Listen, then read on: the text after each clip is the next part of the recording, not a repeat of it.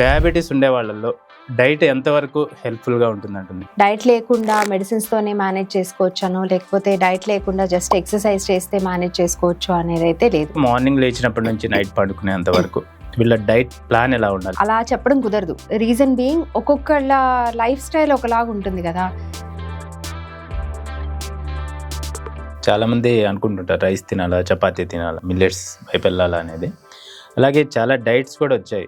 So ఏది follow అవ్వాలి అనేది కూడా వీళ్ళల్లో పెద్ద క్వశ్చన్ మార్క్. ఇది నేను ఫస్ట్ ఎందుకు చేద్దాం అనుకుంటున్నాను అంటే కేవలం షుగర్ తగ్గించుకోవడానిక.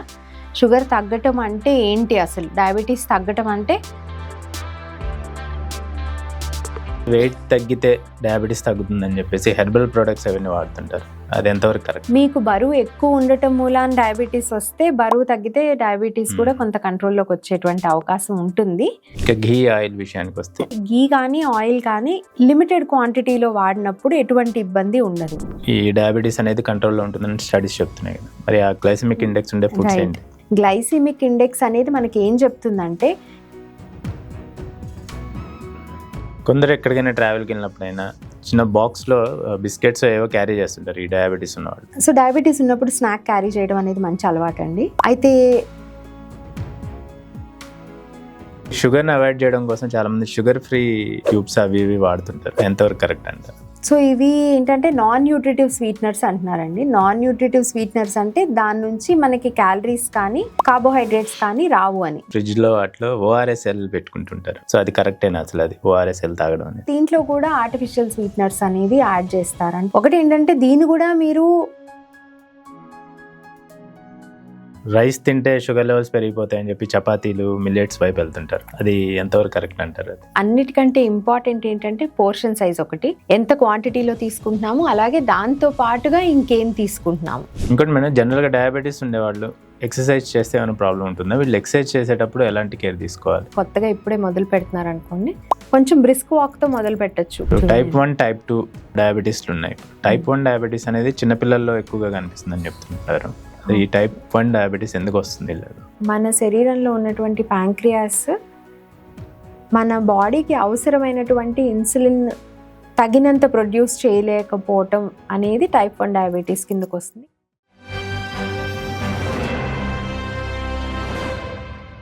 జనరల్గా డయాబెటీస్ అనేసరికి అసలు ఏం తినాలి, ఎంత తినాలి, ఎప్పుడు తినాలి అనేది అందరికి ఉండే డౌట్. అలాగే ఈ ఐటెం తింటే షుగర్ లెవెల్స్ పెరిగిపోతాయేమోనని, తినకపోతే డౌన్ అయిపోతాయేమోనని కూడా చాలా మందిలో డౌట్స్ ఉంటాయి.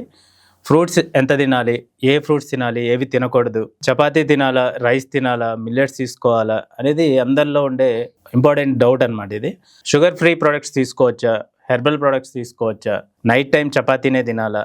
ఈ డౌట్స్ అన్నిటినీ ఈరోజు మనం ఈ ఎపిసోడ్లో క్లారిఫై చేసుకుందాం. ఈరోజు మనతో ఉన్నారు సీనియర్ న్యూట్రిషనిస్ట్ అలాగే వెల్నెస్ కోచ్ డాక్టర్ లహరి గారు. నమస్తే మేడం. నమస్తే అండి. హలో మేడం, మా వ్యూవర్స్ కోసం మీ గురించి చిన్న బ్రీఫ్ ఇవ్వండి. షూర్ అండి.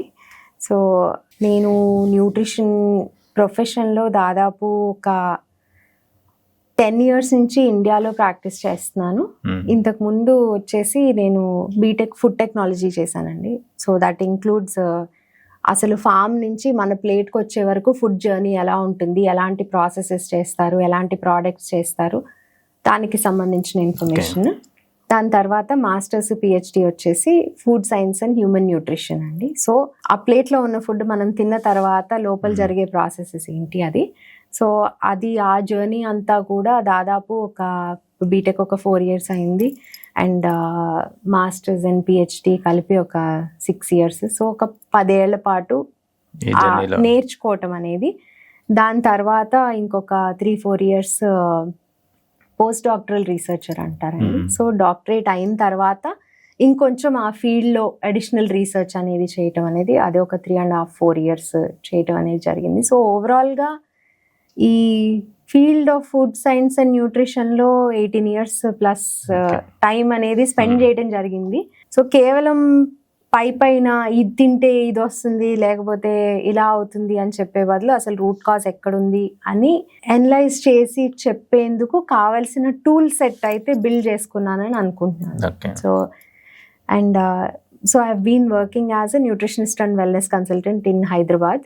My own practice ఉంది. So I get clients from different parts of the world also. And personalised diet plans, అట్లాగే కేవలం హెల్త్కి సంబంధించి అంటే ఏదైనా డయాబెటీస్ అనో, థైరాయిడ్ అనో, లేకపోతే ఇంకా ఏదైనా హార్మోనల్ ఇష్యూస్ అనో ఇంతవరకు అని మాత్రం కాకుండా స్పోర్ట్స్ స్పెసిఫిక్ కానీ పిల్లలకి సంబంధించి కానీ, I'm also certified counsellor, lactation counsellor. So basically pregnancy and post pregnancy also, mother మాత్రమే కాకుండా మదర్ అండ్ బేబీకి సంబంధించినటువంటి వాళ్ళ బ్రెస్ట్ ఫీడింగ్ జాగ్రత్తలు కానీ ఇట్లా ఈ కౌన్సిలింగ్ ఇదంతా కూడా ఇంక్లూడ్ చేయబడి ఉంటుంది. So there are different areas in which I keep offering the services. And దీంతో పాటుగా I'm also level 1 certified fitness trainer, runner. And చాలా వరకు నేను చెప్పే ఆల్మోస్ట్ 100% నేను ఫాలో అయ్యే చెప్తాను. అంటే జనరల్గా హెల్దీగా ఉండటానికి మనం ఏం చేయాలి అనేది. సో క్లినిక్ వచ్చి హైదరాబాద్లో ఉందండి. సో ఎవరికైనా అపాయింట్మెంట్స్ కన్సల్టేషన్ కోసం కావాలి అంటే ఇక్కడ మనం డిస్ప్లే చేసిన నంబర్కి they can contact us. And online ఉంది, అట్లాగే క్లినిక్లో వచ్చి మాట్లాడాలి అన్నా కూడా ఆప్షన్. మేడం, ఇప్పుడు ఈ డయాబెటీస్ ఉండే వాళ్ళల్లో డైట్ ఎంతవరకు హెల్ప్ఫుల్గా ఉంటుందంటుంది, ఎంతవరకు ఇంపార్టెన్స్ అంటారు డైట్ని? 100% అవసరమేనండి. మీరు డయాబెటీస్ అన్నా, ప్రీ డయాబెటీస్ అయినా, డయాబెటీస్ రాకుండా అవాయిడ్ చేయాలన్నా, ఏదైనా సరే ఆల్మోస్ట్ 100% మీరు అది డైట్ తోటి చేసుకోవచ్చు. ఆర్ ఇంపార్టెన్స్ అడుగుతున్నారు కాబట్టి డెఫినెట్గా 100% ఇంపార్టెంటే. దాంట్లో ఏదో డైట్ లేకుండా మెడిసిన్స్ తోనే మేనేజ్ చేసుకోవచ్చు అనో, లేకపోతే డైట్ లేకుండా జస్ట్ ఎక్సర్సైజ్ చేస్తే మేనేజ్ చేసుకోవచ్చు అనేది అయితే లేదు. డెఫినెట్గా ఏం చేస్తూ ఉన్నా దాంతో పాటు diet has to go hand in hand. అంటే కరెక్ట్ ఆహారం తీసుకోవడం అని, అంటే డైట్ లోకి వెళ్ళటము, డైట్ ప్లాన్ ఉండటం అని కాదు. జనరల్ గా మార్నింగ్ లేచినప్పటి నుంచి నైట్ పడుకునేంత వరకు వీళ్ళ డైట్ ప్లాన్ ఎలా ఉండాలి, వీళ్ళ మీల్ ప్లేట్ ఎలా ఉండాలి? ఇది ఇట్స్ అ వెరీ జెనరిక్ ఇది అండి, అలా చెప్పడం కుదరదు. రీజన్ బీయింగ్ ఒక్కొక్కళ్ళ లైఫ్ స్టైల్ ఒకలాగా ఉంటుంది కదా. ఇప్పుడు డయాబెటీస్ ఉన్న వాళ్ళు ఏ కాలేజ్కి వెళ్ళే వాళ్ళు అనుకోండి, ఎందుకంటే ఎర్లీ ఏజెస్లో కూడా చూస్తున్నాము. లేదా ఇప్పుడిప్పుడే కెరీర్ బిగినింగ్లో ఉన్న వాళ్ళు, or their job requires them to be there at 5 AM అనుకోండి. వాళ్ళకి బ్రేక్ఫాస్ట్, లంచ్, డిన్నర్ ఆ ప్యాటర్న్ వేరే ఉంటుంది. మార్నింగ్ 10 o'clock నుంచి 5 o'clock వరకు ఆఫీస్లో ఉండాల్సింది వేరే, నైట్ షిఫ్ట్ చేసే వాళ్ళకి వేరే. సో అందరికీ ఒకటేలాగా మార్నింగ్ ఇలా తీసుకోవాలి, లంచ్ ఇలా తీసుకోవాలి, డిన్నర్ ఇలా తీసుకోవాలి అనేది చెప్పడం కష్టము.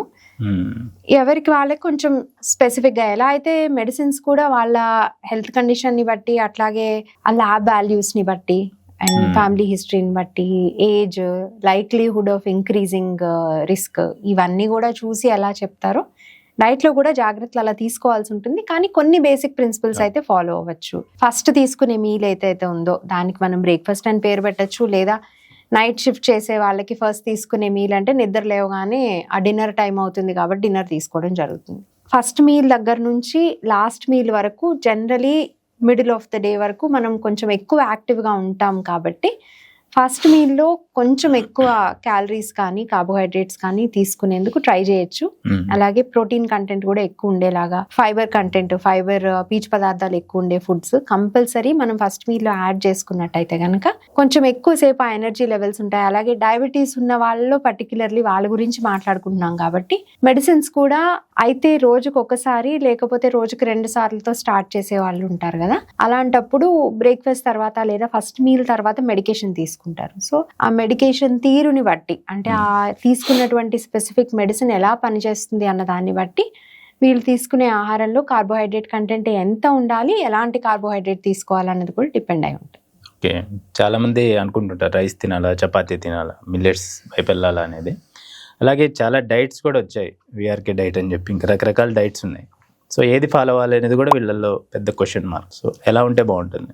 ఏదైనా సరే, ఏదైనా డైట్ చూస్ చేసుకునేటప్పుడు ఫలానా రకంగా నేను ఫాలో అవుదాం అనుకుంటున్నాను అని డిసైడ్ చేసుకునే ముందు ఇది నేను ఫస్ట్ ఎందుకు చేద్దాం అనుకుంటున్నాను అంటే కేవలం షుగర్ తగ్గించుకోవడానికా, షుగర్ తగ్గటం అంటే ఏంటి, అసలు డయాబెటీస్ తగ్గటం అంటే మళ్ళీ తిరిగి రాకపోవటమా, లేదా ఈ పర్టికులర్ పద్ధతి ఫాలో అవుతూ ఉన్నంత వరకు రాకపోవటమా, మళ్ళీ నేను ఈ రూట్ నుంచి వేరే రూట్కి మారి అంటే వేరే రకంగా ఆహారం తీసుకోవడం మొదలు పెట్టగానే తిరిగి మళ్ళీ నా నంబర్స్ అన్ని వెనక్కి రావటం ఇలాంటిదా ఏంటి అనేది అసలు ఎందుకు అనేది ఒకసారి చూసుకోవాలండి. కొన్నిసార్లు ఏంటంటే కొన్ని రకాల స్పెసిఫిక్ డయాబెటీస్ కండిషన్స్ లో టెంపరీగా బ్లడ్ గ్లూకోజ్ లెవెల్స్ పెరుగుతాయి. ఫర్ ఎగ్జాంపుల్ కోవిడ్ టైంలో కొంతమందికి డయాబెటీస్ వచ్చింది.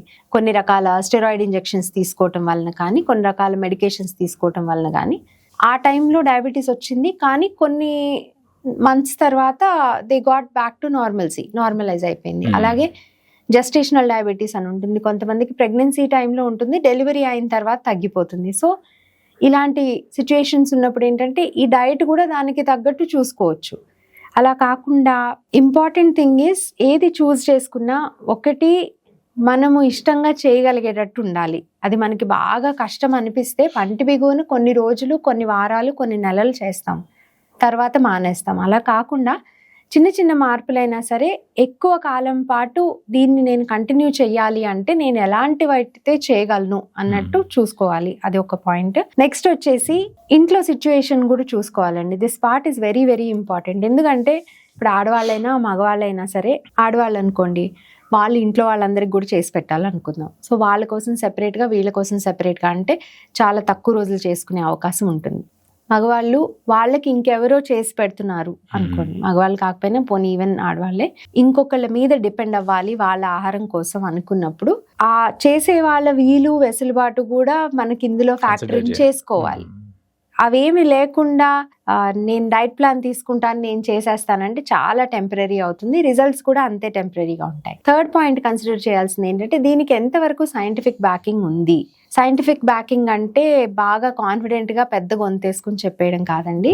దీనికి నిజంగానే ఎవిడెన్స్ బేస్డ్ స్టడీస్ ఏమైనా ఉన్నాయా, ఇది ఇలాంటి స్టడీస్, ఈ సైంటిఫిక్ స్టడీస్ హ్యూమన్స్లో చేసినటువంటి స్టడీస్లో రిజల్ట్స్ ఎలా ఉన్నాయి, ఇది ఎక్స్ప్లెయిన్ చేయగలిగేటువంటి డాక్టర్స్తో మాట్లాడి, కానీ చాలా మంది క్వాలిఫైడ్ డైటీషియన్స్ ఉన్నారండి మనకి యాక్చువల్లీ వాళ్ళు రేపు. సో వాళ్ళ సలహా తీసుకుని మనం ఎలాంటి మార్గాన్ని ఎంచుకోవాలనేది డిసైడ్ చేసుకోవచ్చు. అందరికీ ఒకటే లాంటిది. ఇప్పటికి కూడా I still get questions like నాకు డయాబెటీస్ ఉందండి, నాకు డయాబెటీస్ డైట్ పంపించేయండి, లేకపోతే నాకు థైరాయిడ్ ఉంది, థైరాయిడ్ డైట్ ఇస్తారా. ఇట్లా ఉండదండి. సో ఇది చాలా పర్సనలైజ్డ్ ఉంటుంది. మీ ఇంట్లో సిచ్యువేషన్ ఏంటి, మీ ఇష్టాలు ఏంటి, లేకపోతే మీకు మీ లైఫ్ స్టైల్ ఏంటి, ఇవన్నీ కూడా కనుక్కొని ఇవ్వాల్సి ఉంటుంది. సో ఇక్కడైనా అంతే, మీరు చూస్ చేసుకునేటప్పుడు ఈ ఫ్యాక్టర్ కూడా కన్సిడర్ చేయాలి. అండ్ అదే థర్డ్ పాయింట్ చెప్పేటప్పుడు ఏంటంటే సైంటిఫిక్ బ్యాకింగ్ ఉన్నది అయి ఉండాలి. అలాగే దాని వలన ప్రొలాంగ్డ్గా అదే పని చేస్తూ ఉన్నప్పుడు లాంగ్ టర్మ్లో మనకేమి నష్టాలు లేవు అనేటువంటి గ్యారంటీ కూడా తప్పనిసరిగా ఉండాలి. ఇవి ఉన్నప్పుడు అలాంటి డైట్ని చూస్ చేసుకోవడం, అలాంటి డైట్ అనే దానికంటే అలాంటి లైఫ్ స్టైల్ మార్గాన్ని ఎంచుకోవటం అనేది తెలివైన పని అండి. ఓకే, ఒకటి ఫ్రూట్ విషయానికి వస్తే ఎలాంటి ఫ్రూట్స్ తీసుకోవాలి వీళ్ళు? అన్ని ఫ్రూట్స్ తీసుకోవచ్చు అండి. జనరలీ రెస్ట్రిక్షన్స్ అంటే క్వాంటిటీని బట్టి ఉంటుంది ఒకటి.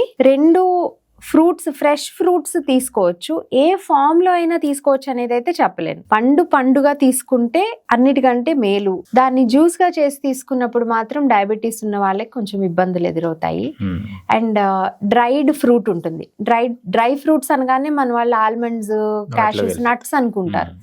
డ్రైడ్ ఫ్రూట్ అంటే డ్రై, ఎండినటువంటి ఫ్రూట్ ఇస్ పండు. ఎండు ద్రాక్ష కానీ, ఎండు ఖర్జూరాలు కానీ, అంజీరా, మన ఫిగ్స్, డ్రైడ్ ఫిగ్స్ కానీ, ఈవెన్ ఆప్రికాట్ కానీ, ఇట్లాంటివన్నీ డ్రైడ్ ఫ్రూట్ అన్నమాట. ఈ డ్రైడ్ ఫ్రూట్ లో కూడా షుగర్ కంటెంట్ అనేది చాలా ఎక్కువ ఉంటుంది కాబట్టి వాటిని కొంత రెస్ట్రిక్ట్ చేసుకోవాలి.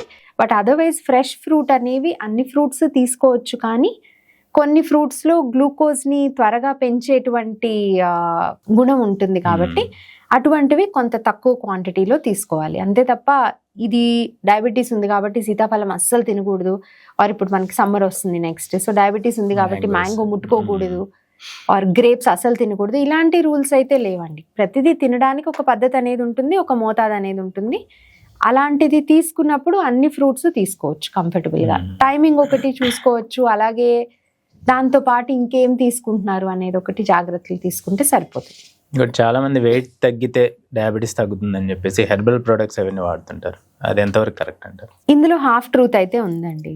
వెయిట్ తగ్గితే అంటే మీకు బరువు ఎక్కువ ఉండటం మూలాన డయాబెటీస్ వస్తే, బరువు తగ్గితే డయాబెటీస్ కూడా కొంత కంట్రోల్లోకి వచ్చేటువంటి అవకాశం ఉంటుంది.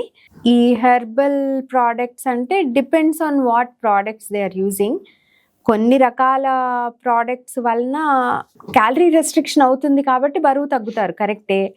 ఇంతకు ముందు డైట్ గురించి అనుకున్నట్టు కానీ ఇవి కూడా ఎంతకాలం వాడగలం, మందులకి రిప్లేస్మెంట్ అయితే కాదు, ఎంతకాలం వాడగలము, అట్లాగే దీనివల్ల వచ్చే రిజల్ట్ ఎంత పర్మనెంట్గా ఉంటుంది, అండ్ దీనివల్ల నష్టాలు లేవు అనే గ్యారంటీ ఉందా, ఇది చూసుకొని బరువు తగ్గడానికి కూడా అటువంటి మార్గాలు ఎంచుకోవచ్చు.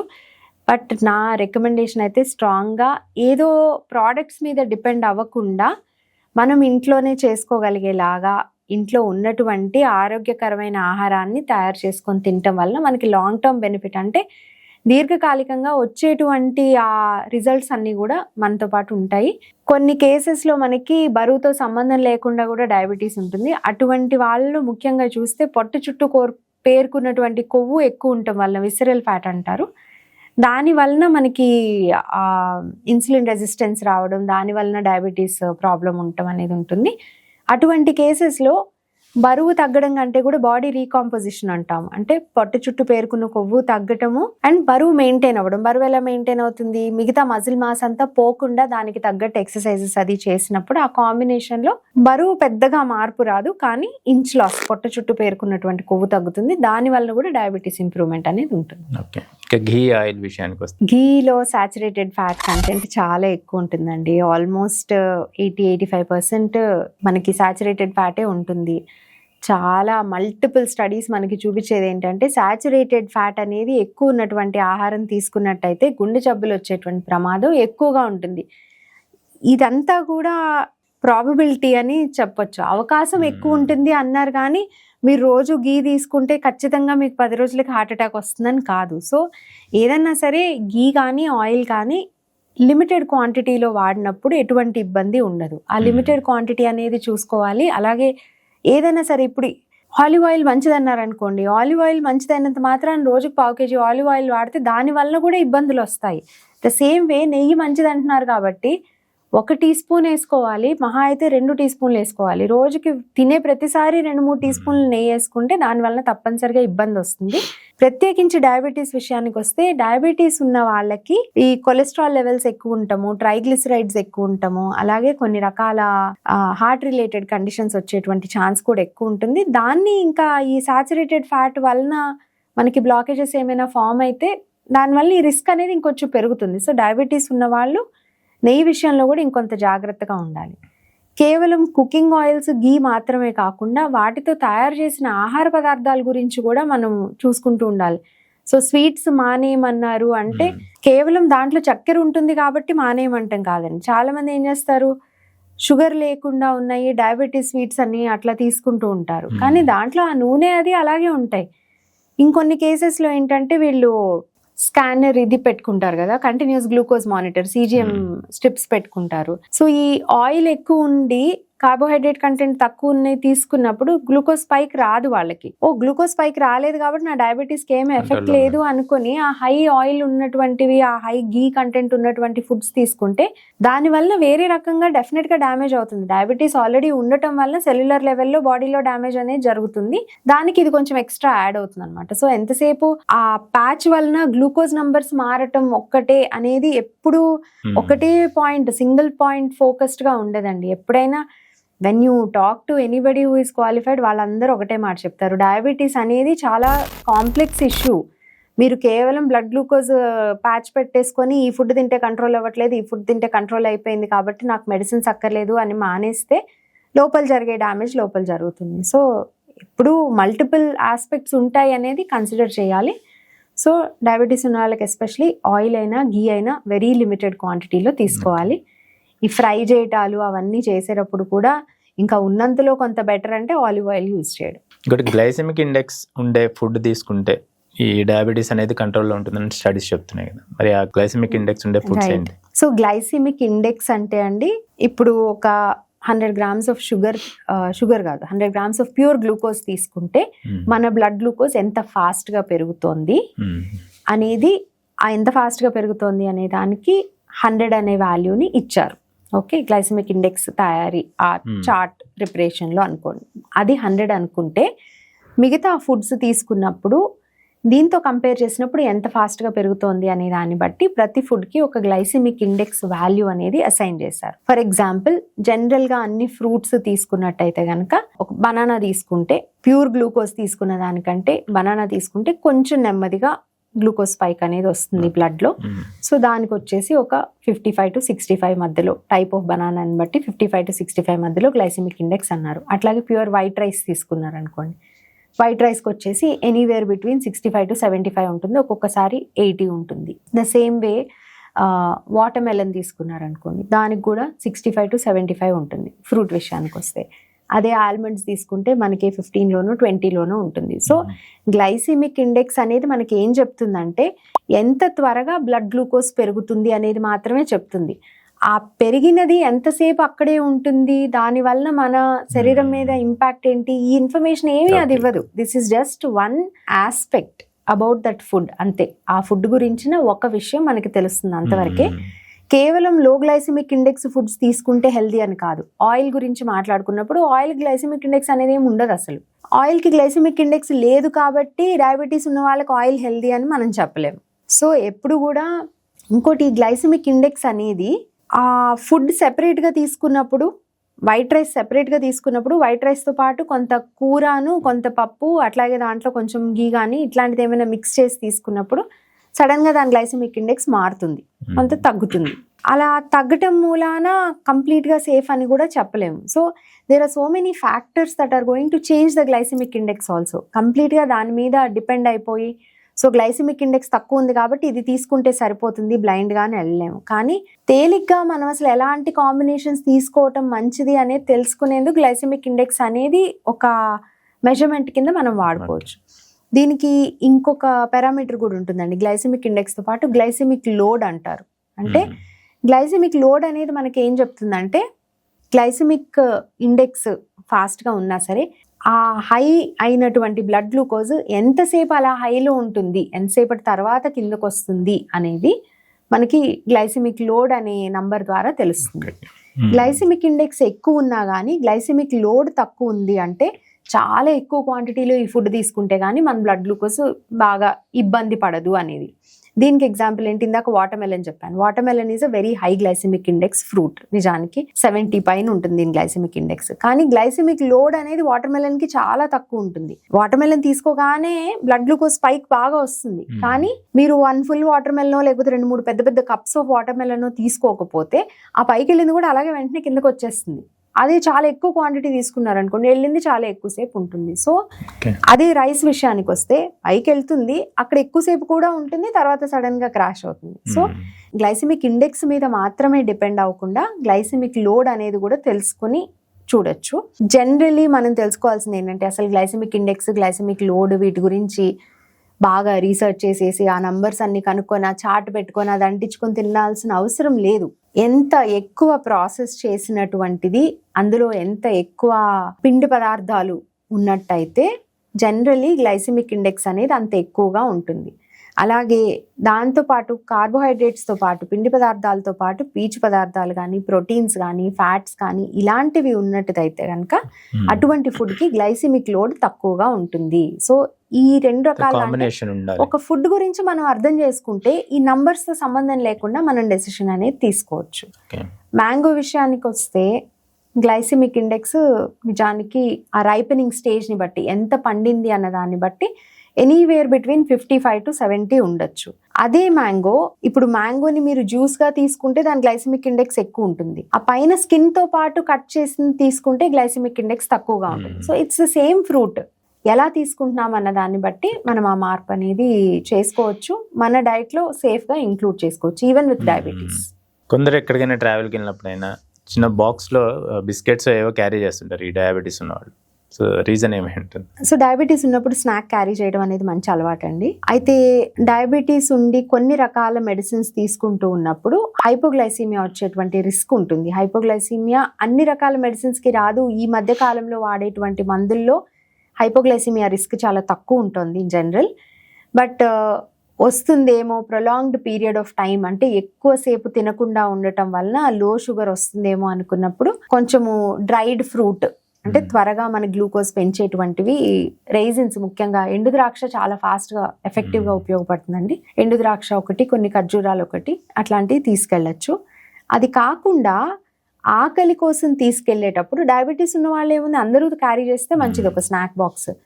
ఆ క్యారీ చేసేది బిస్కెట్స్ లాంటివి కాకుండా హెల్దీ ఫుడ్స్ తీసుకెళ్లారనుకోండి, దాని వలన డయాబెటీస్ కంట్రోల్లో ఉంటుంది, హైపోగ్లైసీమియా వచ్చే రిస్క్ తగ్గుతుంది. అలా అని హైపర్ గ్లైసీమియా అంటే మళ్ళీ ఎక్సెసివ్ బ్లడ్ గ్లూకోజ్ పెరిగిపోవటం అనేటువంటి ఛాన్స్ కూడా తగ్గుతుంది. సో ఇన్స్టెడ్ ఆఫ్ బిస్కెట్స్ ఏం తీసుకోవచ్చు అంటే కొంచెమన్నా పీచు పదార్థాలు, ప్రోటీన్ అట్లాంటివి కూడా ఉండేటువంటివి నట్స్ తీసుకోవచ్చు. సింపుల్ ఆల్మండ్స్, వాల్నట్స్ తీసుకెళ్ళగలిగితే తీసుకెళ్ళచ్చు. అది అందుబాటులో లేదు అనుకున్నప్పుడు పల్లీలు తీసుకెళ్ళినా చాలండి, వేరుశెనగ గుళ్ళు తీసుకెళ్ళినా చాలు. అలాగే మన శనగలు ఉంటాయి కదా, నల్ల శనగలు, అట్లాంటివి తీసుకెళ్ళచ్చు, బఠానీలు తీసుకెళ్ళచ్చు. అండ్ ఇవన్నీ ఇంకా దొరకకుండా ఉండే ఛాన్స్ ఉండదు. It is just an excuse. ఇంక ఇవేమీ దొరకదంటే లాస్ట్ ఆప్షన్ కింద బిస్కెట్స్. ఓకే. ఇంకోటి షుగర్ని అవాయిడ్ చేయడం కోసం చాలా మంది షుగర్ ఫ్రీ క్యూబ్స్ అవి ఇవి వాడుతుంటారు. ఎంతవరకు కరెక్ట్ అంటారు? సో ఇవి ఏంటంటే నాన్ న్యూట్రిటివ్ స్వీట్నర్స్ అంటున్నారండి. నాన్ న్యూట్రిటివ్ స్వీట్నర్స్ అంటే దాని నుంచి మనకి క్యాలరీస్ కానీ కార్బోహైడ్రేట్స్ కానీ రావు అని. జనరల్లీ మనం తీయదనం కోసం ఆహారంలో చేర్చుకునేవి ఏవైనా సరే, అది షుగర్ కానివ్వండి, బెల్లం కానివ్వండి, తేనె కానీ, తాటి బెల్లం కానీ, కోకోనట్ షుగర్ కానీ, ఇలా రకరకాల ఫార్మ్స్ లో వస్తున్నాయి. ఇవేవైనా సరే బ్లడ్ గ్లూకోజ్ పెంచుతాయి కాబట్టి దానికి రీప్లేస్మెంట్ కింద రుచి తీయగా ఉంటుంది, కానీ దాని వల్ల మన గ్లూకోజ్ ఏమీ పెరగదు అనేటువంటి పదార్థాలు కొన్ని ఉన్నాయి. అది మాంక్ ఫ్రూట్ స్వీట్నర్ అని ఒకటి వస్తుంది, స్టీవియా ఒకటి ఉంది, అట్లాగే ఆస్పర్టేమ్ అని ఒకటి, సుక్రలోజ్ అని ఒకటి, ఇలా రకరకాలు బ్రాండ్ నేమ్స్ వేరే వేరే ఉంటున్నాయి. బట్ ఇటువంటివన్నీ కూడా ఉన్నాయి అందుబాటులో. చాలా వరకు మీరు ప్రతిరోజు తీసుకోకుండా, ఎట్లా అయితే స్వీట్స్ ప్రతిరోజు తీసుకోవద్దు అని చెప్తున్నామో, ఈ షుగర్ ఆల్టర్నేటివ్స్ కూడా ప్రతిరోజు తీసుకోకుండా అకేషనల్ గా తీసుకోవటం వలన ఎటువంటి నష్టము లేదు. ఇవి చాలా సేఫ్ అనేది మల్టిపుల్ స్టడీస్ లో చూపిస్తున్నారు. ఎంతమంది ఎంత పెద్ద గొంతేసుకొని కాన్ఫిడెంట్ గా ఇవి తింటే పాయిజన్ అయిపోతుంది, ఇవి తింటే ఏమైపోతుంది అన్నా కానీ that is not true. When taken in small quantities very reasonably, అంటే నెలకు ఒకసారో ఏ పండగప్పుడు అట్లాంటప్పుడు తీసుకోవటం వలన బ్లడ్ గ్లూకోజ్ కంట్రోల్లో ఉంటుంది, వీళ్ళకి తీయగా ఉన్నది తిన్న సాటిస్ఫాక్షన్ ఉంటుంది. కాబట్టి it is fine to take. అయితే మోతాదుకు మించి ఇంకా ప్రతిరోజు టీలు, కాఫీలు, రోజుకి 3-4 సార్లు టీ తాగుతూ డయాబెటీస్ ఉంది కాబట్టి నేను చక్కెర తీసుకోకుండా దాని బదులు ఇది యాడ్ చేసుకుంటాను అంటే మాత్రం అంత లాంగ్ టర్మ్ స్టడీస్ సేఫ్టీ గురించి అయితే నాకు అవేర్నెస్ లేదు. ఓకే. ఇంకోటి చాలా మంది ఫ్రిడ్జ్ లో అట్లా ORSL పెట్టుకుంటుంటారు, అంటే ఇన్స్టెంట్ ఎనర్జీ ఇచ్చేస్తుంది, నీరసంగా ఉంది తాగితే అంత కంట్రోల్ అయిపోతుంది అనేది ఉంటుంది. సో అది కరెక్టేనా అసలు, అది ORSL తాగడం అనేది? సో అది కూడా బేసికలీ 2 రకాలు ఉంటున్నాయండి. ఒకటి వచ్చేసి దాంట్లో యాడెడ్ డెక్స్ట్రోజ్ ఏదైనా ఉండటం, అంటే గ్లూకోజ్ లాంటిదే ఆల్టర్నేటివ్. ఇమీడియట్ గా గ్లూకోజ్ వస్తుంది కాబట్టి ఇన్స్టంటేనియస్ గా శక్తి అయితే వస్తుంది. కానీ డయాబెటీస్ ఉన్న వాళ్ళకి హైపోగ్లైసిమియా ఉంటే తప్ప ఇలా ఇన్స్టంటేనియస్ గా షుగర్ వాటర్లు తాగేసి శక్తి తెచ్చుకోవాల్సిన అవసరం లేదు. 2, దీంట్లో కూడా ఆర్టిఫిషియల్ స్వీట్నర్స్ అనేవి యాడ్ చేస్తారు, అంటే షుగర్ ఆల్టర్నేటివ్స్ అనేవి యాడ్ చేస్తారు కొన్ని బ్రాండ్స్ లో. It depends what you are taking. ఒకటి ఏంటంటే దీన్ని కూడా మీరు షుగర్ వాటర్ కింద కన్సిడర్ చేయండి. దాని వలన ఎక్స్ట్రా బెనిఫిట్ అయితే ఏమీ లేదు. మీకు అంతే ఇన్స్టంటేనియస్ గా ఎనర్జీ రావాలి అంటే ఒక గ్లాస్ మజ్జిగ తాగినా వస్తుంది, లేదు పాలు తాగినా వస్తుంది. అది ఏమి లేదనుకుంటే just water. Occasionally if not on a daily basis చక్కగా ఒక కొబ్బరి బొండం తాగినా పర్వాలేదు. గ్లూకోజ్ డయాబెటీస్ ఉన్న వాళ్ళు ఏంటంటే అమ్మో కొబ్బరి బొండం అస్సలు తాగమంటారు, రైట్, కానీ పక్కకి వెళ్ళి చెరుకు రసం తాగుతారు. So better coconut water limited క్వాంటిటీలో తీసుకోవచ్చు. అయితే ఇలా ప్రతిరోజు అలసట వస్తుంది కాబట్టి నేను ఏదో ఒక తీయగా ఉండే లిక్విడ్ తీసుకోవాలి అనుకోవడం కంటే కూడా అసలు ప్రతిరోజు అలసట ఎందుకు వస్తుంది అనే రూట్ కాజ్ మనం ఎవాల్యుయేట్ చేసుకొని దాన్ని కదా అడ్రస్ చేయాలి. ఈ ప్రాబ్లం వచ్చింది కనుక ఈ సిమ్టమ్ కి సొల్యూషన్ చూసుకోవడం కంటే కూడా అసలు ఈ ప్రాబ్లం అనేది ఎందుకు వస్తుంది మనకి, దేని వలన ఈ టైంకి నాకు అలసట వస్తుంది, మేబీ మధ్యాహ్నం నేను తీసుకునే ఆహారంలో ఏదో సరిపోవట్లేదు, సో అక్కడ ఫిక్స్ చేసుకుంటే ఈ ప్రాబ్లం అనేది రాకుండా చూసుకోవచ్చు. దీనికి సొల్యూషన్ వెతకాల్సిన అవసరం లేదు. Occasionally butter milk is the best option అని అడిగితే. బ్రౌన్ బ్రెడ్ విషయానికి వస్తే, బ్రౌన్ బ్రెడ్ అండి మన వాళ్ళందరూ లేబుల్స్ చదవడం నేర్చుకోవాలి ఫస్ట్ ఆఫ్ ఆల్. చాలా మంది actually people are educating others about reading the labels. Front లో బ్రౌన్ బ్రెడ్ అని రాసినందు మూలాన అది హెల్దీ అయిపోదు. వెనక్కి తిప్పి ఇంగ్రీడియంట్ లిస్ట్ లో చూస్తే మీకు అక్కడ still first ingredient is going to be refined wheat flower. Refined wheat flower అంటే మైదా. మైదా అంటే ఏదో పెద్ద డేంజరస్ ఐటమ్ అని కాదు, కానీ మైదా అంటే ఏంటంటే ఆ గోధుమలో ఉండేటువంటి కొద్దిపాటి ఫ్యాట్ ఇచ్చే పార్ట్ అట్లాగే ఫైబర్ ఇచ్చే పార్ట్ వాటిని సెపరేట్ చేసేసి కేవలం పిండి పదార్థం మాత్రమే ఉండేదాన్ని దాన్ని గ్రైండ్ చేసి ఫైన్ పౌడర్ చేస్తే దాన్ని మైదా అంటారు. అదేం చాలా డేంజరస్ అని కాదు, కానీ లిమిటెడ్ క్వాంటిటీలో తీసుకోవాలి. సో ఇదే మైదా ఉంటుంది. ఇలాగే మైదా ఉండి దాంతో పాటు మిగతా ఇంగ్రీడియంట్స్ యాడ్ చేసి బ్రెడ్ తయారు చేస్తే మనకు వైట్ బ్రెడ్, మిల్క్ బ్రెడ్ అవుతుంది. బ్రౌన్ బ్రెడ్ అనేది హెల్దీ అనే ఒక అపోహ వచ్చింది కాబట్టి అదే వైట్ బ్రెడ్ కొంచెం కలర్ యాడ్ చేసి ఇది బ్రౌన్ బ్రెడ్ అంటున్నారు. మీకు అందులో యాక్చువల్లీ వెనక ఇంగ్రీడియంట్స్ లో రాసి ఉంటుంది కూడా బ్రౌన్ బ్రెడ్ కలర్ అనేది రాసి ఉంటుంది. సో అందుకని ఈ వైట్ బ్రెడ్ కంటే బ్రౌన్ బ్రెడ్ సడన్ గా ఏమీ ఎక్కువ హెల్దీ అయిపోదు. మీకు నిజంగానే కొంచెం బ్రెడ్ తినడం అనేది మీకు అవసరం అనుకోండి, మీరు పొద్దున్నే కానీ సాయంత్రం కానీ మీకు అంత టైం లేదు, వేరే ఏం ప్రిపేర్ చేసుకోగలిగే టైం లేదు, మీకు డయాబెటీస్ ఉంది, బ్రెడ్ అనేది మీకు ఈజీగా యాక్సెస్ ఉంది, సేఫ్ ఉంది, తప్పకుండా తీసుకోవచ్చు. It is not a problem at all. కానీ instead of choosing white bread or brown bread కొంచెం బెటర్ ఏంటంటే మల్టీగ్రెయిన్ బ్రెడ్స్ దొరుకుతున్నాయి. అవే బ్రాండ్స్ లో దొరుకుతున్నాయి, మల్టీగ్రెయిన్ బ్రెడ్స్ ఉంటున్నాయి. 100% హోల్ వీట్ అనేది ఒకటి ఉంటుంది, 100% హోల్ వీట్ బ్రెడ్ కూడా తీసుకోవచ్చు.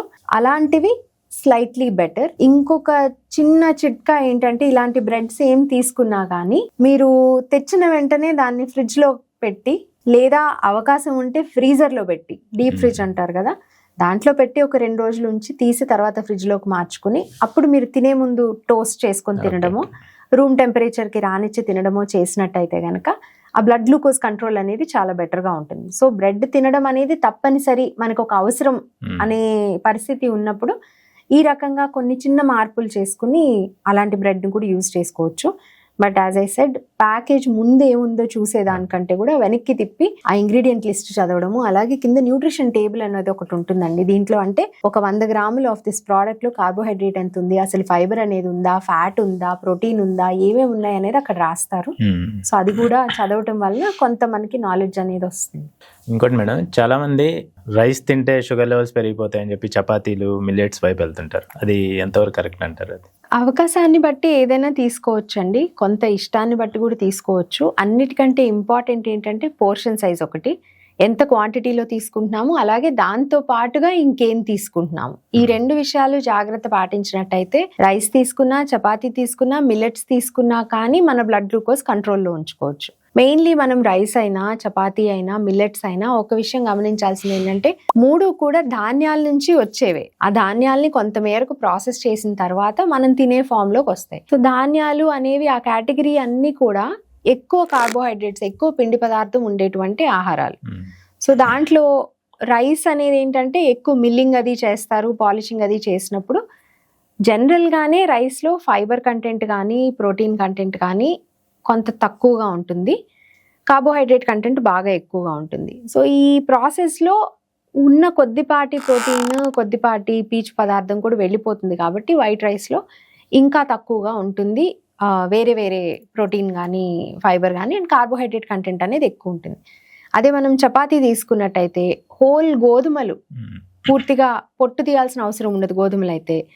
అలా గ్రైండ్ చేసినప్పుడు కొంత అమౌంట్ ఆఫ్ ప్రోటీన్ ఉంటుంది, పీచు పదార్థం ఉంటుంది కాబట్టి కార్బోహైడ్రేట్ కంటెంట్ అనేది కంపారిటివ్లీ తక్కువ ఉంటుంది. కాబట్టి సేమ్ క్వాంటిటీలో రైస్, రొట్టె తీసుకున్నప్పుడు మనకి డయాబెటిక్ గ్లూకోజ్ రెస్పాన్స్ కొంచెం బెటర్గా ఉంటుంది, అంటే కొంచెం తక్కువ ఉంటుంది.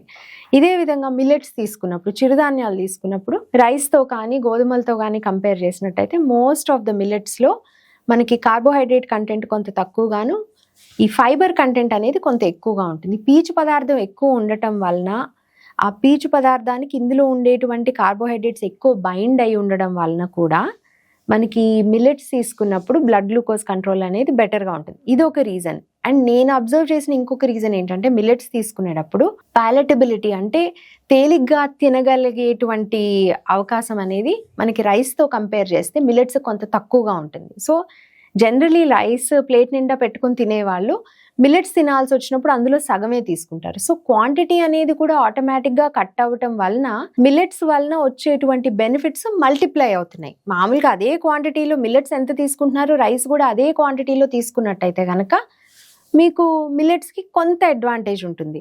కానీ ఇక్కడ రైస్ తీసుకునే దానికంటే హాఫ్ క్వాంటిటీనే మిల్లెట్స్ తీసుకుంటున్నారు కాబట్టి ఆ బెనిఫిట్స్ కూడా రెట్టింపు అవుతున్నాయి.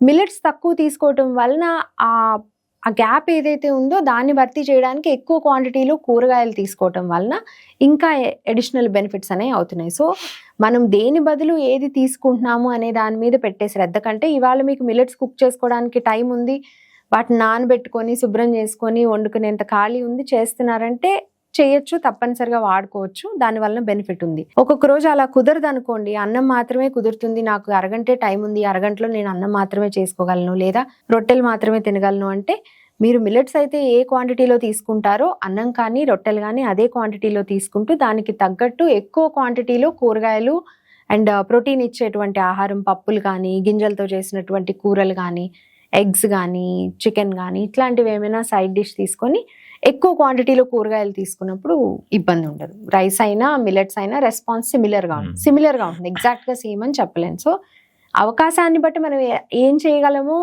ఎక్కువ కాలం పాటు అలా చేయటం వల్ల మనకి బెనిఫిట్ ఎక్కువ. నేను యావరేజ్ ఒక వ్యక్తి మామూలుగా డేలో ఎంత క్యాలరీస్ తీసుకోవాలి? చాలా వేరియేషన్ ఉంటుందండి. అయితే it can be anywhere between 1400 calories నుంచి 2200 క్యాలరీస్ వరకు అని చెప్పొచ్చు. అంటే వెదర్ వీఆర్ టాకింగ్ అబౌట్, ఇప్పుడు పూర్తిగా అడల్ట్స్ గురించే మాట్లాడుకుంటే, 18 ఏళ్ళు పైబడిన వాళ్ళ గురించే మాట్లాడుకుంటే, ఈ బాగా చిన్న స్టేచర్ ఉన్న వాళ్ళు, ఆడవాళ్ళు, ఎక్కువ ఫిజికల్ యాక్టివిటీ అది లేని వాళ్ళు 1400-1500 క్యాలరీల దగ్గర నుంచి స్టార్ట్ చేసుకుంటే, కొంచెం ఎక్కువ బాడీ మాస్ అది ఎక్కువ ఉన్న వాళ్ళు, ఎక్కువ యాక్టివిటీ లెవెల్స్ ఉన్న వాళ్ళు దాదాపు 2200 క్యాలరీస్ వరకు అవసరం అవుతుంది. ఇన్ సమ్ కేసెస్ బాగా ఎక్కువ హెవీ యాక్టివిటీ కానీ ఎక్సర్సైజ్ కానీ అట్లా ఉన్నప్పుడు 2500 క్యాలరీస్ అట్లా కూడా అవసరం అవుతుంది.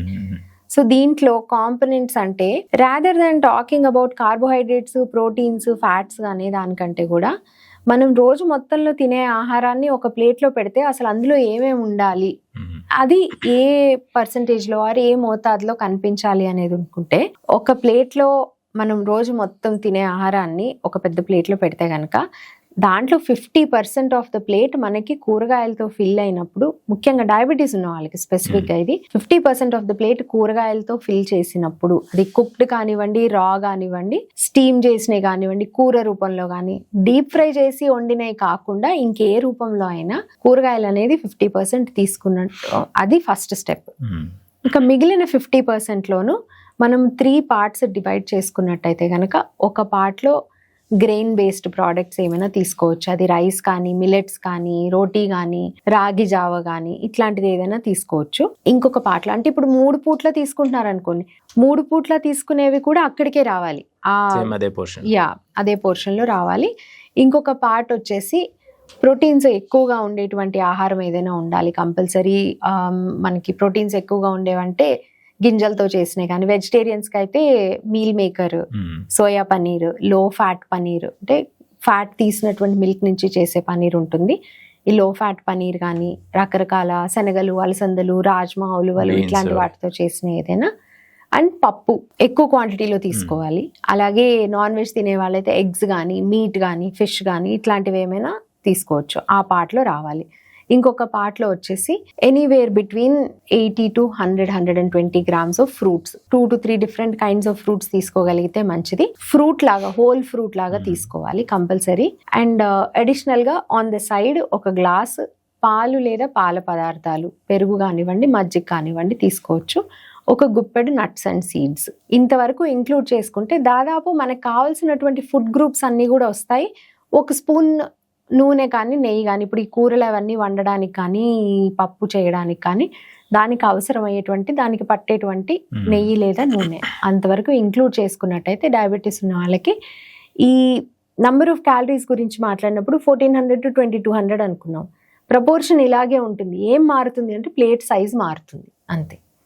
సో ఇంకోటి జనరల్ మీరు చెప్పిన దాన్ని బట్టి చూస్తుంటే ఇదంతా ఇండియన్ ప్లేట్ సేమ్ ఇదే స్టైల్లో ఉంటుంది, కానీ ఇప్పుడున్న జనరేషన్ అయితే అంత వెస్టర్న్ వైపు ఇది చూపిస్తున్నారు, ఇంట్రెస్ట్ చూపిస్తున్నారు. సో దీనివల్ల వాళ్ళకి ఫ్యూచర్ లో ఏమైనా డయాబెటీస్? సో ఇప్పుడు ఇన్ఫాక్ట్ వెస్టర్న్ స్టైల్లో తిన్నా గానీ, ఎగ్జాంపుల్ తీసుకుందాం, పోనీ పాస్తా అనుకుందాం, బ్రెడ్ అనుకుందాము. సో రోటీకి రీప్లేస్మెంట్ కింద బ్రెడ్ తీసుకోవచ్చు, యాజ్ లాంగ్ యాజ్ ఆ చెప్పిన స్పెసిఫిక్ క్వాంటిటీలో తీసుకున్నంత వరకు ఎటువంటి ఇబ్బంది లేదు. అలాగే పాస్తా తీసుకోవచ్చు, రైస్ ప్లేస్ లో పాస్తా తీసుకోవచ్చు, కీన్వా తీసుకోవచ్చు, ఆ కీన్వా పులావ్స్ అన్ని చేస్తున్నారు, అలా తీసుకోవచ్చు. ఈవెన్ నూడిల్స్ తీసుకోవచ్చు, అంటే ఇన్స్టెంట్ నూడిల్స్ కాకుండా whole wheat noodles, millet noodles ఇట్లాంటివి వస్తున్నాయి. సో అవేమైనా తీసుకోవచ్చు. ఇక్కడ ఏంటంటే పోనీ ఆ నూడిల్స్తో పాటు ఇప్పుడు టోఫు బేస్డ్ సాస్ ఏదైనా చేసి కానీ ఈ వెజిటబుల్స్ అనేది వెజిటబుల్స్ గ్రైండ్ చేసి వాటిని సాస్ గా చేసి తీసుకుంటున్నారు. సో ఈ 50% అనేది ఏ ఫామ్ లో వస్తుంది అనేది మన ఇష్టం. సో ఇదే ప్లేట్ మనం ఇండియన్ క్యూజిన్ కనే కాదు, ఏ రకమైన క్యూజిన్ కైనా మనం అప్లై చేసుకోవచ్చు. అలా చేసుకున్నప్పుడు మీరు ఏ క్యూజిన్ తినాలనుకున్నా కానీ హెల్దీగా తినడం అనేది పాసిబులే. ఓన్లీ ప్రాబ్లం ఎక్కడ వస్తుందంటే ఫ్రైడ్ ఫుడ్ తినాలి, ప్రతిరోజు డిజర్ట్ తినాలి, లేకపోతే ఫ్రైడ్ చికెన్ తినాలి, బర్గర్ కూడా హెల్దీగా తినొచ్చు. ఎప్పుడు మీకు ఆ బన్స్ హోల్ వీట్ బన్స్ తీసుకున్నారనుకోండి, ఆ ప్యాటీ వచ్చేసి మీట్ ప్యాటీ వరకు ఓకే, గ్రిల్ చేసింది తీసుకున్నారు డీప్ ఫ్రైడ్ కాకుండా, దాంతోపాటు కొంత వెజిటబుల్స్ తీసుకున్నారు. On the side French fries లాంటివి తీసుకోకుండా you take a fruit or something, it makes a difference. అట్లాగే దాంతోపాటు ఇంత సాసెస్ కెచప్స్ అన్ని వేస్తారు. వాటన్నిటిలో చాలా క్వాంటిటీ ఆఫ్ ఫ్యాట్ ఉంటుంది, చాలా ఎక్స్ట్రా షుగర్స్ ఉంటాయి. సో అంతంత సాస్ అవన్నీ తీసుకోకుండా తక్కువ క్వాంటిటీ తీసుకోవటము లేకపోతే అవాయిడ్ చేయడము చేసినప్పుడు వీక్లో ఒకసారి మీకు కావాల్సిన ఫుడ్ని డిఫరెంట్ ఫామ్లో తీసుకోవటం వల్ల ఎటువంటి ఇబ్బంది లేదు. అదే మనం బయట కొనుక్కున్నప్పుడు అలాంటప్పుడు ప్రాబ్లం వస్తుంది. ఇదే ర్యాప్స్ ఇంట్లో కూడా చేసుకుంటున్నారు. ఆ బీన్స్ అనుకున్నాం ఇందాక, ఆ బీన్స్ కూరలాగే తినాల్సిన అవసరం లేదు, అవి మ్యాష్ చేసి దాంతో టిక్కీ లాగా చేస్తున్నారు. సో దాన్ని మీరు బర్గర్ ప్యాటీ లాగా యూజ్ చేసుకోవచ్చు. So there are many ways to eat healthy with in the same plate.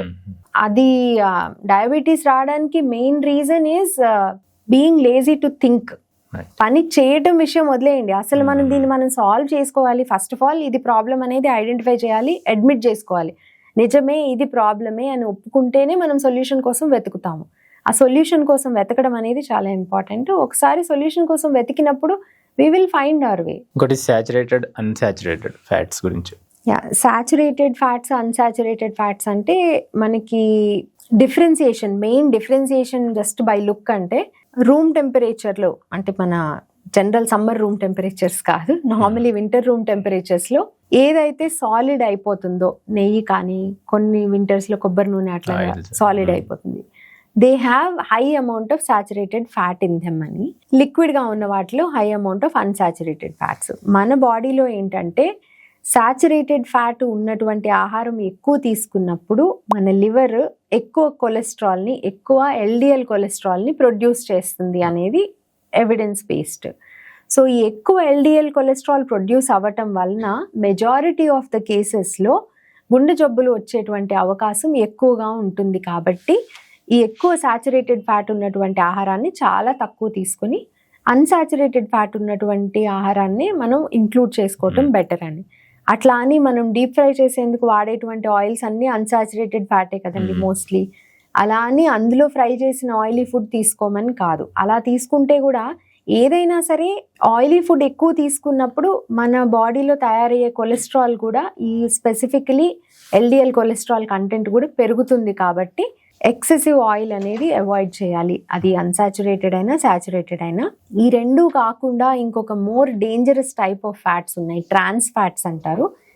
ఇవి నేచర్లో బై నేచర్ న్యాచురల్గా ట్రాన్స్ ఫ్యాట్ కంటెంట్ అనేది కొంత తక్కువ ఉంటుంది. డైరీ ప్రోడక్ట్స్లో కొంత ఉంటుంది, అంటే నెయ్యిలో కానీ బటర్లో కానీ కొంత అమౌంట్ ఆఫ్ ట్రాన్స్ ఫ్యాట్ అనేది ఉంటుంది, కానీ అంత డేంజరస్ అమౌంట్స్లో కాదు.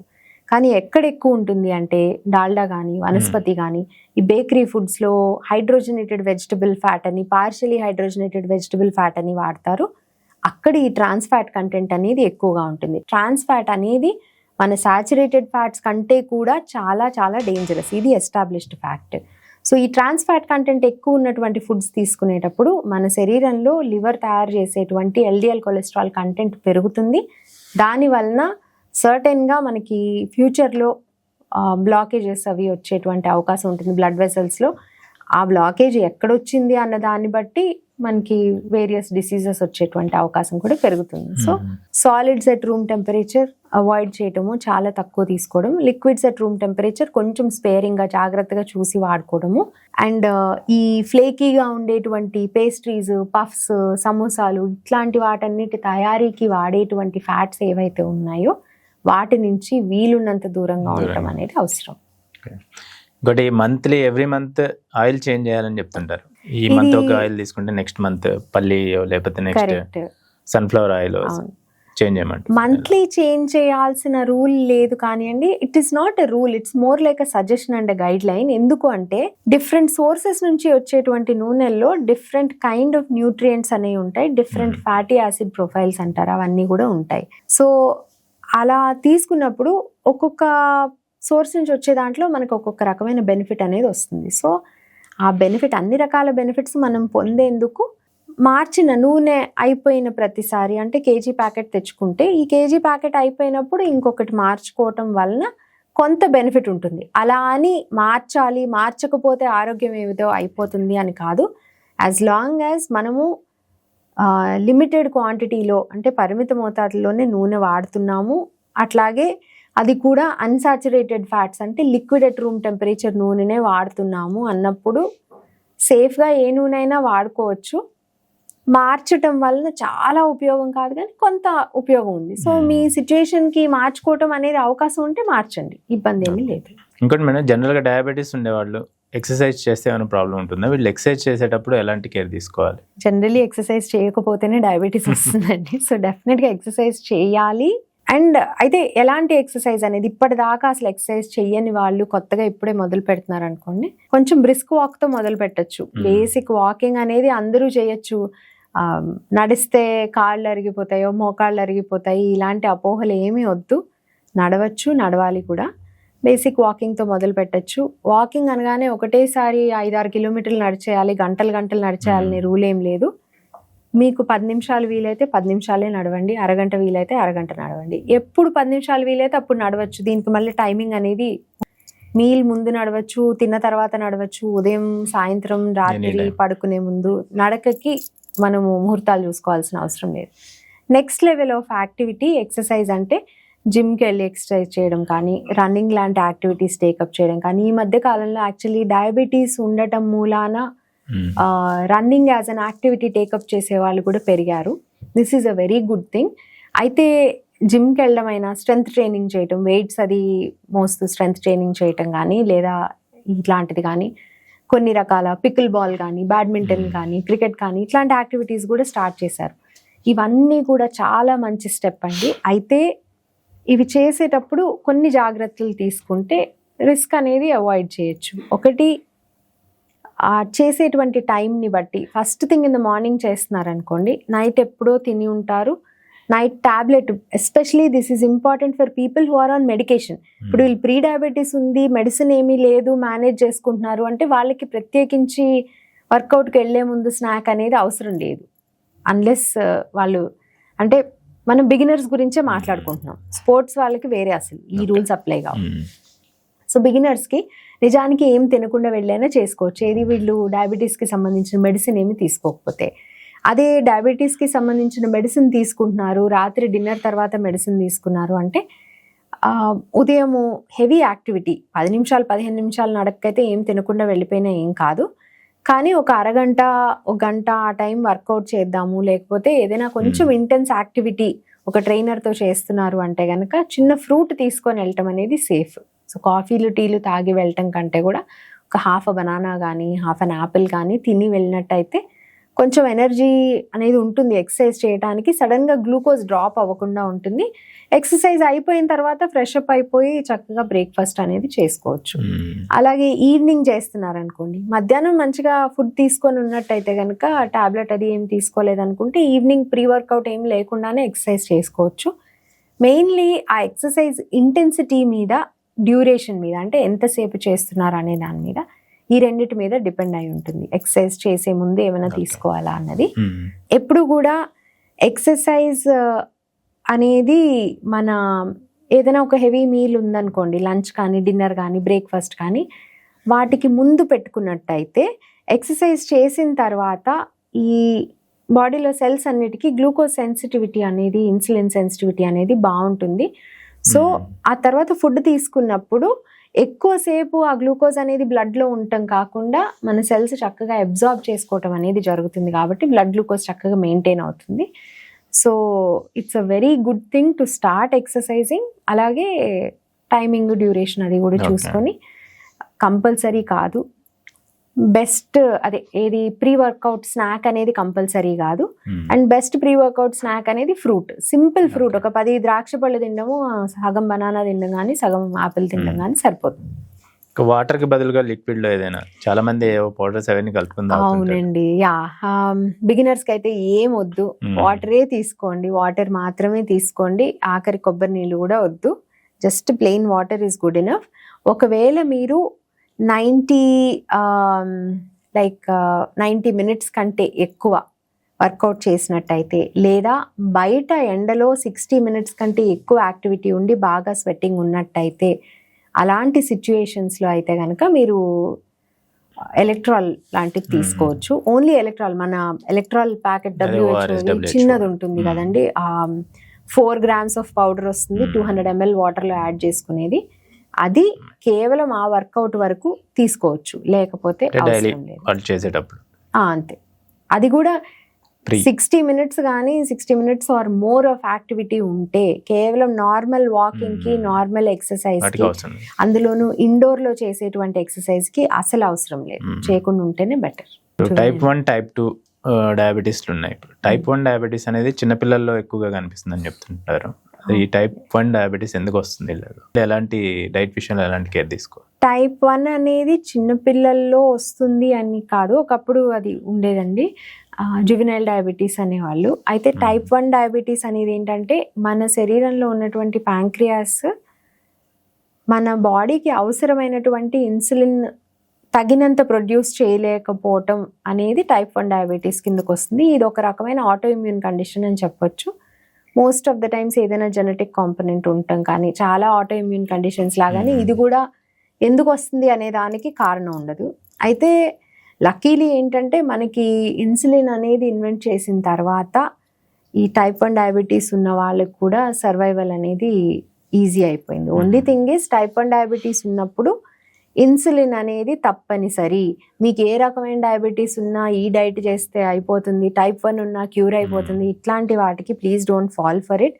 టైప్ 1 డయాబెటీస్ ఉన్నప్పుడు మీరు ఏ మెడిసిన్ తీసుకున్నా, ఏం చేసినా ఇన్సులిన్ అనేది తప్పనిసరి. అన్లెస్ కొన్ని రకాల ట్రీట్మెంట్స్ ఇప్పుడు వాటి గురించి మాట్లాడుతున్నారు, ఇదర్ ప్యాంక్రియాస్ పూర్తిగా ట్రాన్స్ప్లాంట్ చేయటం కానీ, లేకపోతే కొన్ని రకాల ట్రీట్మెంట్స్ దట్ ప్యాంక్రియాస్ని ఇన్సులిన్ ప్రొడ్యూస్ చేసేలాగా చేయటము, అట్లాంటివి ఇంకా పూర్తిగా ఫుల్ ఫ్లెడ్జ్డ్గా ఎక్కడ వాడట్లేదు. బట్ అలాంటివి వచ్చే అవకాశం ఉంది అని మాట్లాడుతున్నారు. అప్పటి వరకు ఇన్సులిన్ అనేది తప్పనిసరిగా యూజ్ చేసుకోవాలి. ఇలాంటిది ఉన్నప్పుడు ముఖ్యంగా పిల్లలకి వస్తుంది. సో అంత యంగ్ ఏజ్లో వాళ్ళని ఎడ్యుకేట్ చేసి, నీకు ఫలానా హెల్త్ కండిషన్ ఉంది కాబట్టి నువ్వు ఇలా ఇన్సులిన్ తీసుకోవాలి, కాబట్టి ఆహారం విషయంలో ఇలాంటి జాగ్రత్తలు తీసుకోవాలి అనేది చిన్నప్పటి నుంచి అలవాటు చేస్తే వాళ్ళు తీసుకుంటారు. టైప్ 2 డయాబెటీస్కి ఎలాంటి జాగ్రత్తలు అయితే తీసుకోవాలో, అలాగే ఒక నార్మల్ హెల్దీ డైట్ తీసుకుంటూ టైప్ 1 డయాబెటీస్ ఉన్న పిల్లలు కూడా హెల్దీగా ఉండొచ్చు. అండ్ ఈవెన్ మన అథ్లీట్స్లో కూడా, అంటే even some people who even represent our country, అందులో కూడా టైప్ 1 డయాబెటీస్ ఉన్న అథ్లీట్స్ ఉన్నారు. సో టైప్ 1 డయాబెటీస్ ఉండటం అనేది ఒక అనారోగ్య సమస్యగా చూడటం కంటే కూడా ఒక సాల్వ్ చేయగలిగిన ఇష్యూ. అది కొంచెం సెట్ బ్యాక్, దానికి తగ్గట్టు ఇన్సులిన్ అనేది క్యారీ చేసుకెళ్ళటము, ఇన్సులిన్కి తగ్గట్టుగా ఆహారం తీసుకోవటము, డైట్ డిజైన్ చేసుకోవటం అనేది చేస్తే సరిపోతుంది. అయితే పిల్లల్లో కేవలం టైప్ 1 కాదండి, ఈ మధ్య కాలంలో ఎర్లీ ఏజ్లో లైక్ ఆల్మోస్ట్ 12 years 13 yearsకి టైప్ 2 డయాబెటీస్ కూడా వస్తుంది, ఇన్సులిన్ రెసిస్టెన్స్ వస్తుంది, టైప్ 2 డయాబెటీస్ వస్తుంది.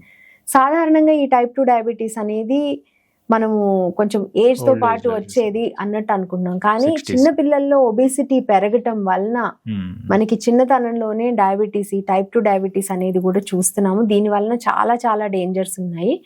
సో పిల్లలే కదా, వాళ్ళు ఇప్పుడు తినకపోతే తర్వాత ఎప్పుడు తింటారు అన్నట్టు అనారోగ్యకరమైన ఆహారాన్ని వాళ్ళకి చిన్నప్పటి నుంచి అలవాటుగా ఇచ్చేయటం అనేది మార్చాలి. అది పేరెంట్స్ చేతిలో ఉన్న డెసిషన్ అండి. ఎన్ని ఎక్స్క్యూజెస్ అయినా చెప్పొచ్చు, అది లేకపోతే మా వాడు తినడనో, లేకపోతే మా అమ్మాయి ఏడుస్తుంది కాబట్టి ఎవ్రీ వీకెండ్ నేను ఇట్లాగా జంక్ ఫుడ్ తీసుకొస్తానను, దీస్ ఆర్ ఎక్స్క్యూజెస్. మీరు టెంపరీగా వాళ్ళ సంతోషం కోసం చేసింది ఏదైనా సరే రేపొద్దున లాంగ్ టర్మ్లో వాళ్ళ ఆరోగ్యాన్ని పాడు చేస్తుంది అనేది గుర్తించి దానికి తగ్గట్టుగా మనం వాళ్ళకి ఇచ్చేటువంటి ఫుడ్ అనేది చేంజెస్ చేసుకోకపోతే చాలా ఇబ్బందులు పడతారు. సో టైప్ 2 డయాబెటీస్ ఉన్నప్పుడు పిల్లలు పెద్దవాళ్ళు ఎలాంటి ఆహార నియమాలు పాటించాలో పిల్లలు కూడా అలాగే తీసుకోవాలి. Thank you madam, thanks for thank you. మీకు కూడా డైట్ గురించి డయాబెటీస్ రిలేటెడ్ డైట్ ప్లాన్స్ కావాలన్నా మీరు ఈ నెంబర్కి కాంటాక్ట్ అవ్వచ్చు. మీకు అపాయింట్మెంట్ నెంబర్ కింద ఇస్తున్నాం, అది మీరు ఆ నెంబర్కి మీరు కాంటాక్ట్ అవ్వచ్చు. Thank you.